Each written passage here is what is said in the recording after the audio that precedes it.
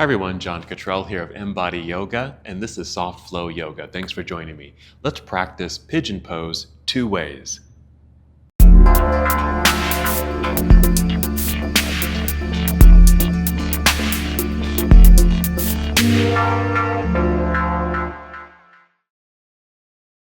Let's begin our pigeon pose practice in seated just to get into breath. Let's take a few deep breaths. Nice full inhale to fill the lungs and exhale to completion. Just a few moments here just to get settled in, to fully arrive in the space and in this moment, preparing for our practice. So a nice full breath in, exhale. So pigeon pose, of course, is a wonderful hip opening posture, and I have 2 ways that we'll practice it. On your next breath in, just feel breath rising upward, filling up your lungs, that nice expansion in the heart space. And exhale. Good. And just a few more breaths like this. Just breathing in a way where you can feel your breath move through your body. And even listening to the sound of your breath. Just simple breathing in and out. This moment of meditation, quiet connection.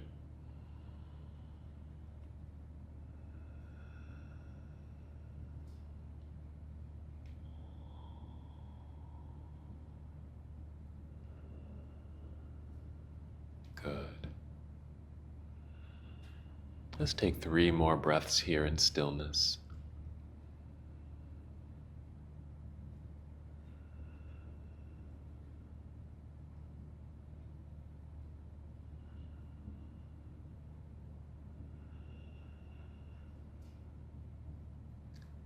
Wonderful.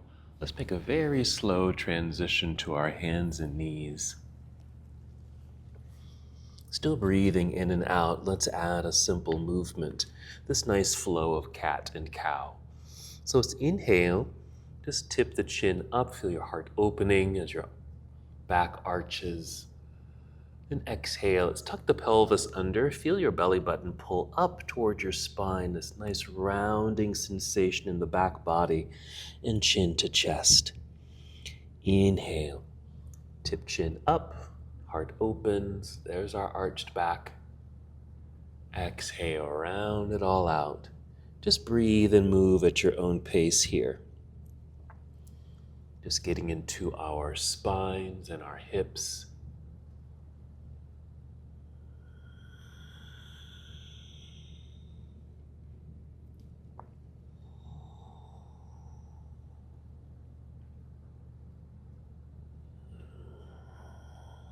Just moving at your own pace. Let's take 2 more breaths.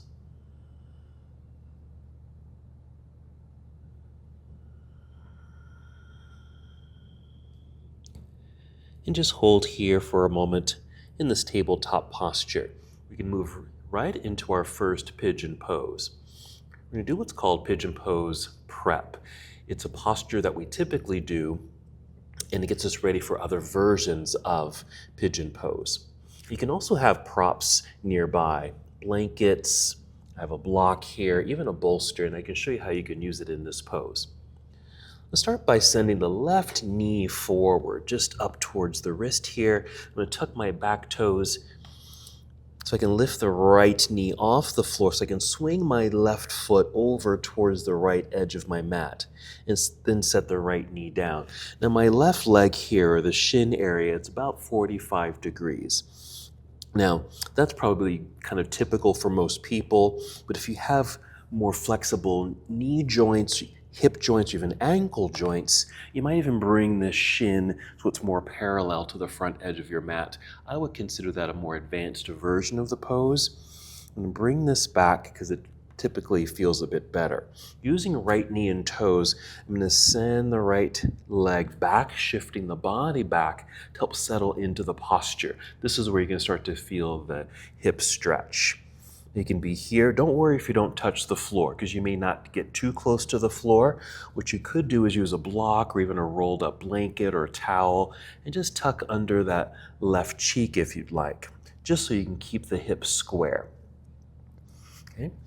I'm going to inhale just to help extend the spine, even feel like you're going to be moving forward. And exhale, crawl forward, which brings us downward. You can stay propped up here like this on the forearms or come all the way down. And if your hips are a little higher, then this is going to feel like you're kind of bending over or folding forward. So what you may want to do, if you want, you can either use a prop like a block to rest your forehead. That way your back stays relatively straight right here. If you don't have a block or you're using it for your little park bench back there, maybe take your fists, stack your fists like this, and just rest your forehead on your fists. And just settle into the posture. Take some deep breaths, and let your body do the work. Just some nice deep breathing here. As you're settling into the pose, settling into the breath, you might just pay attention not only to the breath, but maybe just the sensations that are showing up in your body. Depending on how you are and how deep you are in the posture, just notice you might feel this in the outer left leg, perhaps, maybe in the glute area, maybe even the inner leg, depending how much of an angle you're creating with this leg that's tucked underneath you. Now the right leg that's extended behind us here, because it's extended back and you're extending your torso forward, you might be getting a nice lengthening sensation through the front portion of the leg or right around the belt line in the hip flexor region, which is wonderful, even the thigh. Now, one thing about this pose is because we are face down, this does add more pressure on the knee joint and on the ankle. And that's why we're going to be doing a second version of this in a moment after we've done both sides. Now, like I said, this is a preparatory posture. It gets us ready for other versions of the pose. And since we're here, let's do a mild version of a king pigeon pose. So I'm just going to go ahead and rise up slightly here, up onto the hands.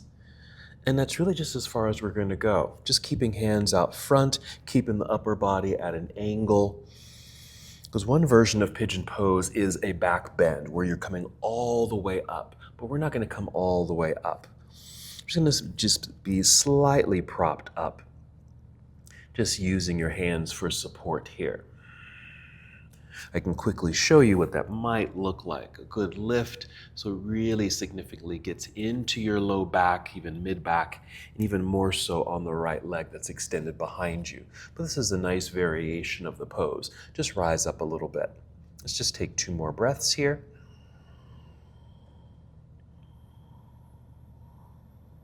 I felt a really nice stretch in my outer leg and hip. To come out of the pose, I like to sit way over onto this left side and bring right leg around to the front. Just take a moment in cobbler's pose or bound angle pose, another wonderful hip opener, just a way to kind of align the body. Just take a couple of breaths here.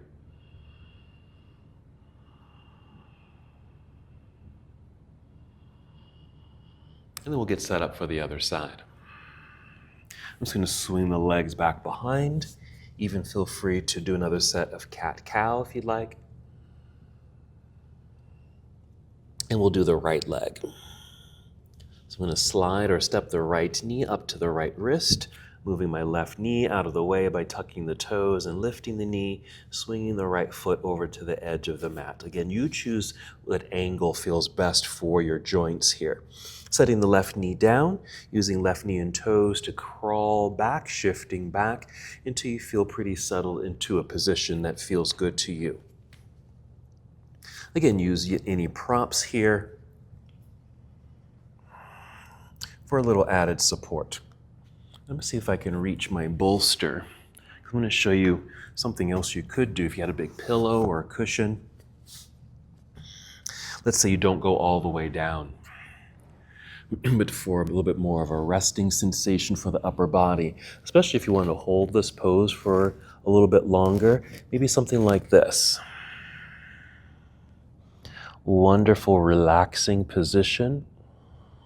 You're still getting the satisfaction of the left leg extending behind you, a little thigh stretch, hip flexor stretch, and of course the opening in the right leg. Again, still being mindful of the knee and ankle. We'll take some deep breaths here. I would suggest at least 10 breaths on both sides. Longer if you can. You can even set a timer if you want. Maybe setting a timer for 2 or 3 minutes. That's kind of typical for how I like to practice the pose sometimes. That way the body really gets to benefit from these poses.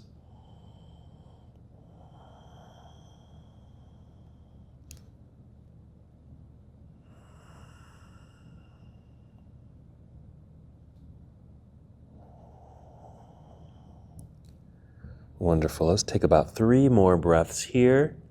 I think I really like this version of having the cushion here.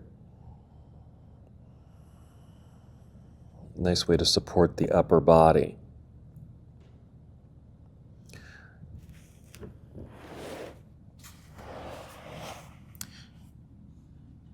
Let's do our second version here, or the version where we're just slightly lifting upper body as if we were moving into king pigeon pose. Just halfway up into that full back bend. Just here, hands out front, just to increase perhaps the sensation in the right leg that's bent underneath you, and maybe that left hip flexor stretch. Finishing here, we'll sit off to the right, bring this left leg around to the front, holding here for a few moments in cobbler's pose.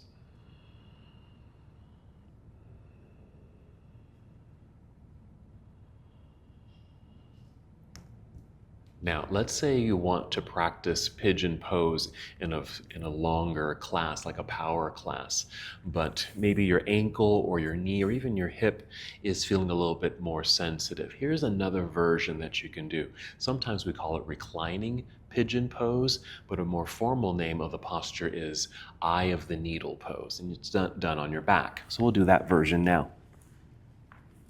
You can go ahead and roll down. You can even bring knees into chest if you'd like. Give your back a little massage. And then just set the feet down. This is a nice way to let the body come to a very relaxed sensation. We'll start with the left leg again. We're going to cross left ankle over right thigh like this. Even put a light flex in the foot. Knee kind of pointing out to the side. Now you can stay just like this. If this feels good as far as a hip opener, then stay like this. But if you need a little bit more sensation, let's go ahead and pick up the right foot. And you can even just set a block underneath that foot. This might be enough of a stretch, okay? But the eye of the needle sensation would be this. Keep drawing the legs in, take the left arm, that becomes the thread. It goes through the eye of the needle, that's just the space between the legs here, and perhaps interlace fingers around the right shin, around your right hamstrings. I'm gonna hold on to the shin. Now you can kind of gauge how much tension or pressure you create here. Now the closer you draw the cross leg towards your chest, the more sensation you're gonna create in that left leg. At least that's where I'm really feeling it. Take some nice deep breaths here. Maybe a little add-on if you want is maybe extending this right leg and just holding onto the leg just to get maybe a hamstring stretch.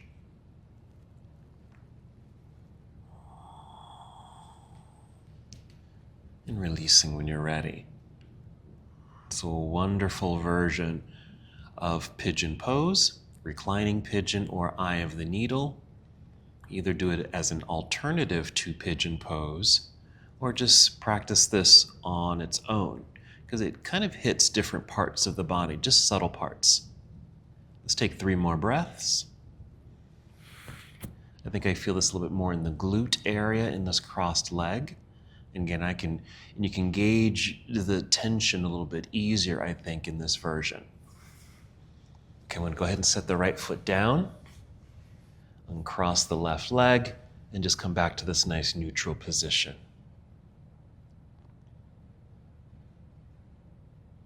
And ready for the other side. So left foot stays planted with the knee bent. Let's cross right ankle over left thigh. Again, this might be just enough. My right leg tends to be a little tighter in the outer hip. Even this feels good. Even just taking the hand and just kind of gently pressing or pushing away here, I can feel the stress that I would want, actually a good stress, or a stretch I should say, in that leg. Or then picking up the left foot, you can set it on a prop just to start to bring the legs a little closer towards you, or go for that full pose. So right hand and arm becomes the thread. Let's go through the eye of the needle and hold on to left shin or the hamstrings here. Now I'm really feeling this, and I can just hold on here. I'm not even pulling the legs up close to my chest. Even just having picked up the foot and holding on where I am is just the right sensation I want to create for me in this outer hip and glute where I tend to get the most tight. And of course, that little add-on, if you want, is the hamstring stretch by extending the left leg if you'd like. Now for all of these poses, you can hold them as long as you'd like.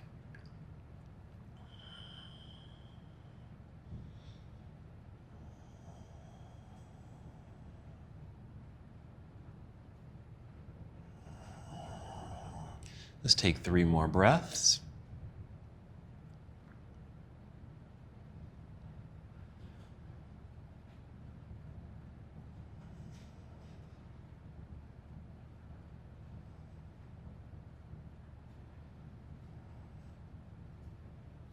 And when you're complete, we'll just go ahead and set the foot down. Let's uncross the leg and come back to that neutral position. You can really feel the body soften here. Let's go ahead and roll to one side.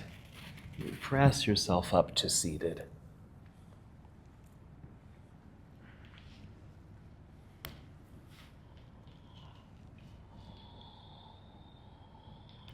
And sit up nice and tall. Let's return to breath. Good. One last movement together. Inhale, extend your arms out and up. Exhale, bring palms together and down to your heart. And take one more full and complete breath in and release. And as we come to the close of our practice together, we bow saying, Namaste.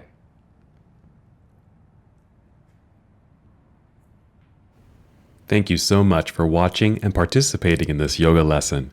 To help us with the channel so we can continue to bring you more content, please like the video and subscribe to the channel. It's really appreciated. Namaste.